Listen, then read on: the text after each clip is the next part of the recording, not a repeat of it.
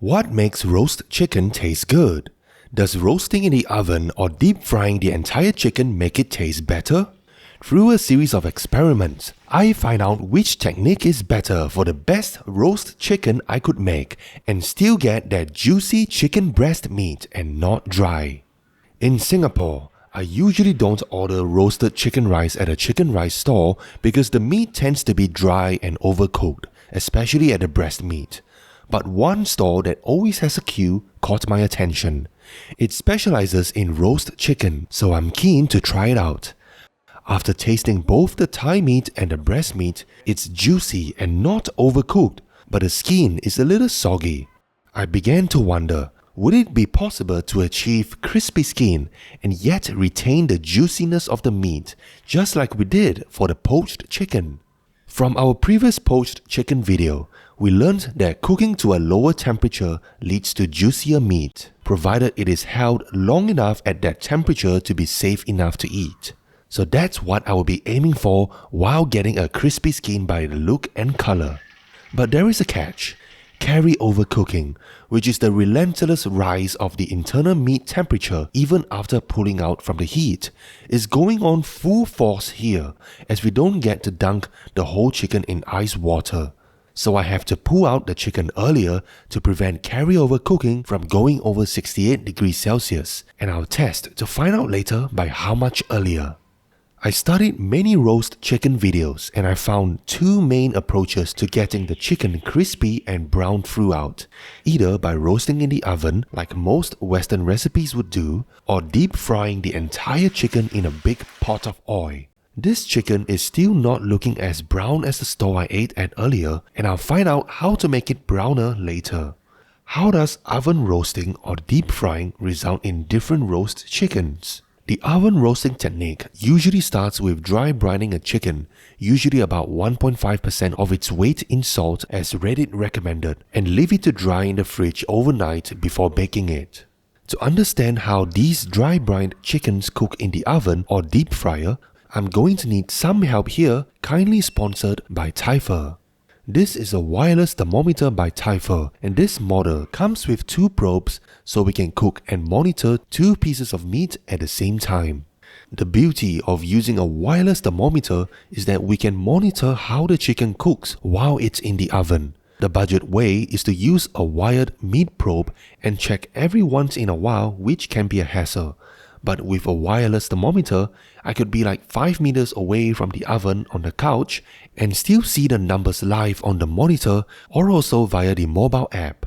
From the app, we can monitor the temperatures across its 6 sensors to tell us the core temperature of the meat where we poke the probe. And because I pulled the chicken out earlier at about 61 degrees Celsius, I could scrub through the graph to review the whole cooking process, including carryover cooking, to ensure it meets the minimum temperature holding times.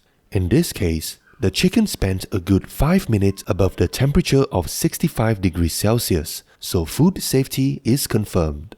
These probes can also withstand high temperatures like deep frying, which we'll be doing a lot later in this video, provided it is inserted properly into the meat below the line. But above that, this probe can measure ambient temperatures of up to 500 degrees Celsius without problems due to its solid material. Some areas of improvement I wish to see is the smart mode to predict the remaining time before removing the food from the heat, as the prediction could be more accurate, because it told me to remove this deep fried chicken at only about 60 degrees Celsius. But this led to carryover cooking past my target of 65 degrees Celsius to about 74 degrees Celsius. But to be fair, carryover cooking is notoriously hard to predict as it depends a lot on the ambient temperature and what you cook in. So here are my findings after numerous cooks in this video. Generally, deep frying causes more carryover cooking than the oven, and after analyzing these results, my advice to myself is to pull the chicken out from the deep fryer at about 40 degrees Celsius range or 55 degrees Celsius from the oven to allow for carryover cooking to reach my target temperature of 65 to 68 degrees Celsius. I find the Typher app easy to use and I could review the history of what I cooked, but I hope in future I will be able to download the graph data so I could make my own charts. Later in this video, I managed to get juicy chicken breasts despite deep frying. If you want to get juicy chickens like this, the secret is to control the time and temperature well during cooking, and this thermometer helps you to do that more precisely.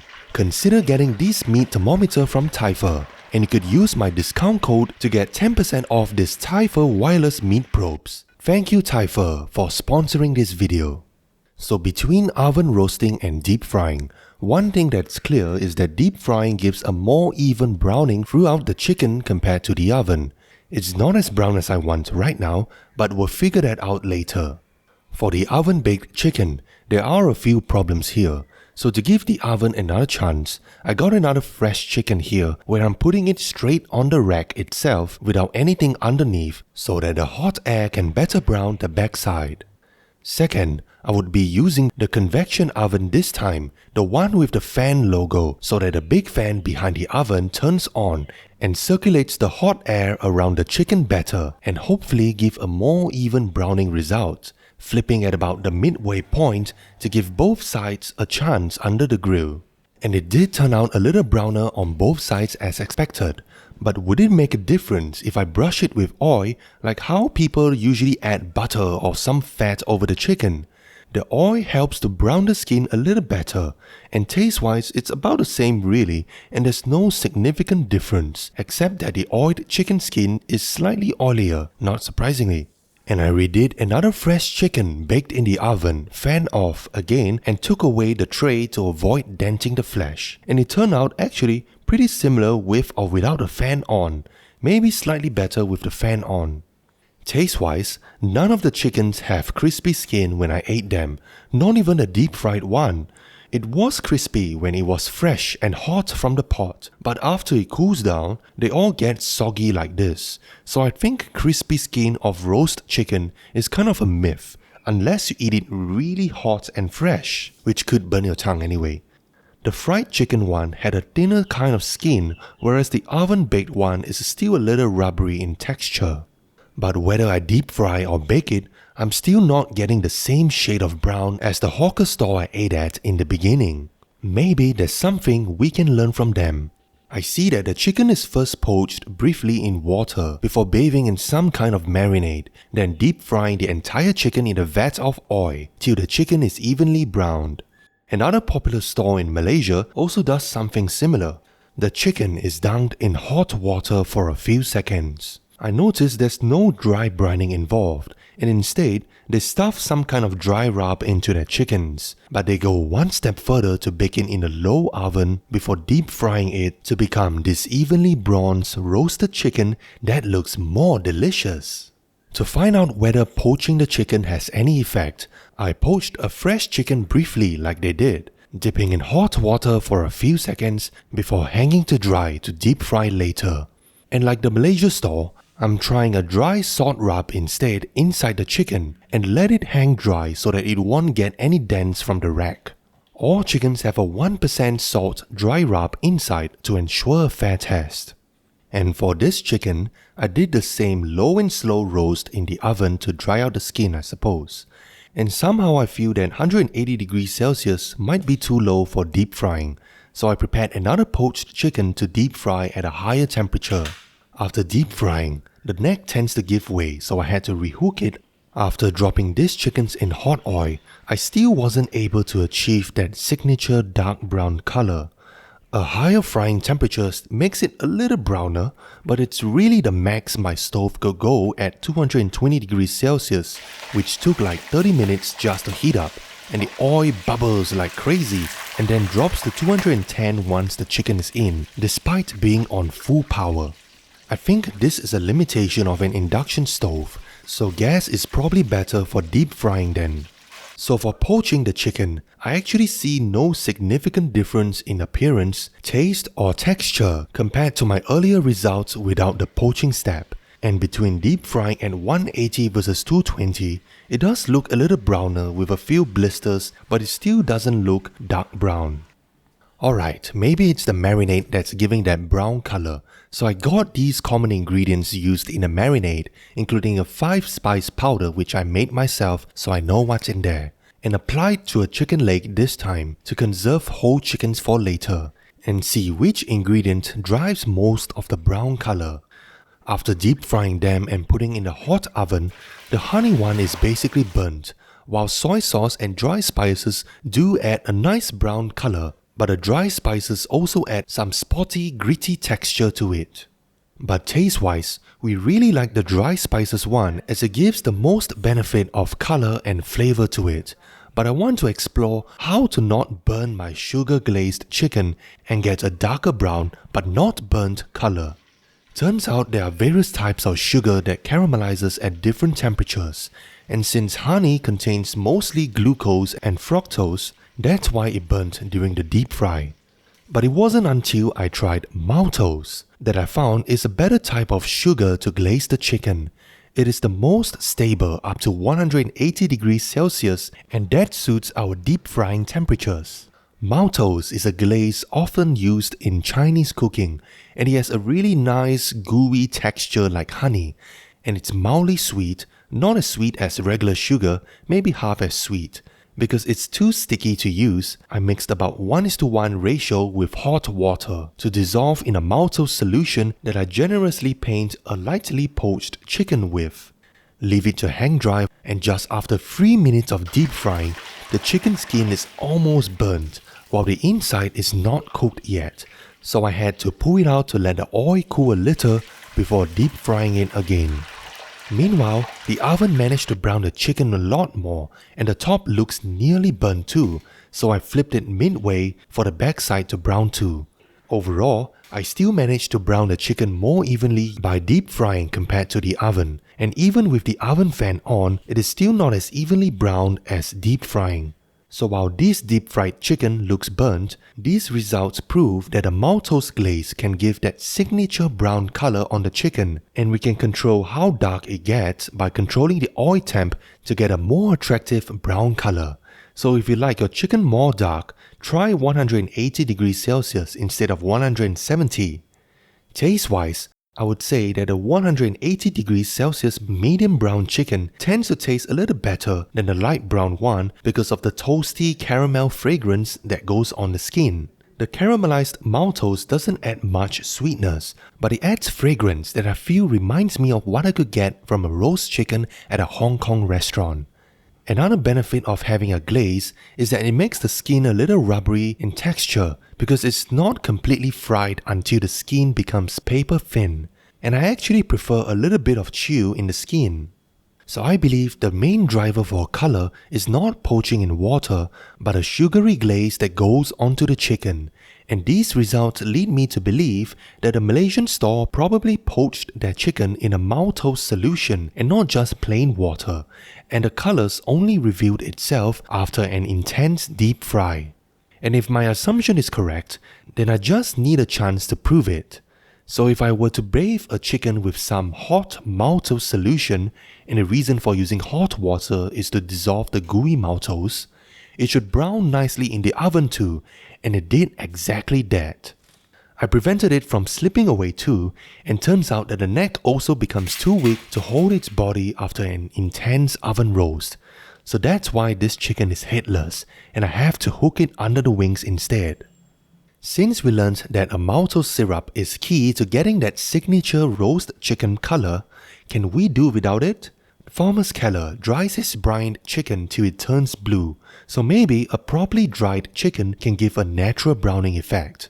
I got this portable bar that I could fit into a secondary fridge I got specially for storing meat, and upgraded it so that I could hang dry the chicken. Why do we have to use the fridge? Because meat spoils if it's left outside for too long due to bacterial growth. According to USDA, the maximum time a raw chicken can be in room temperature outside of the fridge is 2 hours. But in Singapore, the room can be warmer than 32 degrees Celsius, so the max is 1 hour. And it may not even be safe to eat anymore even though it's cooked. To figure out how dry the chicken has to be before it turns blue, I measured the chicken's weight every 12 hours while they hang dry in the fridge to determine the water loss due to evaporation, and it does take indeed like 3 days, maybe more, to look like Thomas's chicken, and this chicken has lost about 5% of its weight. And this is how it looks like right now after hanging out in the fridge for 3 days. And the skin definitely feels drier now, and it actually feels thinner too. It also looks like the hanging chickens I saw at the hawker stores, but I'm not sure whether they were dried for 3 days too. I did a 1% salt rub inside the cavity for both chickens before sending one to the oven with the fan on, and the other is deep fried. And turns out that the deep fried one is still as light brown as the previous deep fried ones, and it also gave up its neck before the oven was done. The oven baked one also turned out like the other oven baked ones, so it turns out that drying the skin doesn't lead to any natural brownness, even though I thought it would. Okay, so what if you dry the chicken in the oven instead under intense heat? Basically, I popped a fresh chicken straight into the oven, this time at full blast heat with the fan on, and flipped it halfway. Basically, I'm trying to burn my chicken in the oven, except that it didn't. It turned out looking like a deep fried chicken, and the neck also couldn't hold any longer. But the skin is not quite as evenly browned throughout compared to deep frying because hot oil is more efficient at transferring heat than hot air. And the skin is also slightly damaged due to the tongs used to flip the chicken midway. So is there a way to avoid damaging the skin? Yes, it's a rotisserie chicken we're talking about, seeing how this Korean restaurant roasts many chickens in a full-fledged rotisserie. Let's see if this home oven rotisserie can give a natural browning result too. A little practice here first. Basically, it's the auto-rotating skewer in an oven so that the chicken gets browned while rotating under the heating element. The Western style usually truss the chicken first with string, but the Koreans just stuff the chicken with some stuffing first and then poke the legs through the skin and invert the wings without using any string. So I followed the same steps and the head and neck are removed so it won't dangle around as it turns, and it might not hold anyway after cooking, speaking from experience. And after turning at the maximum oven temperature this oven could go, I think it's slightly underpowered compared to the big oven because it turned out not as brown as I thought it would be, even though it was closer to the heating element. So you probably need a wood-fired oven or an industrial oven to do this properly and get that same brownness. In conclusion, we compared various cooking methods between deep frying and oven baking and also varied the temperature of each method. We also singled out each marinade ingredient to see which one drives more color. One question I still have in mind is if the oven could roast chickens, why do hawkers deep fry them instead? I think it comes down to space constraints around the hawker store as there's limited space in that little store. And also, cooking lots of chicken is faster because time is money. Deep frying is still the best and the quickest to get that even color, and cooking each chicken takes about 10 minutes only compared to 40 minutes in the oven. In the end, between choosing deep frying or using the oven for roast chicken, I'll do a deep fry if I want the most evenly browned chicken and when I need to deep fry something else too, like frying up some crispy prawn crackers, her favorite snack.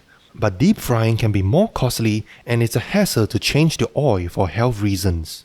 So for a simpler cook, I still give credit to the oven for the simplest setup without having to deal with a big pot of oil, and I could use the extra time while the chicken bakes to prepare the rice and some vegetables, and the oven baked chicken still comes out fairly evenly browned with the oven fan on.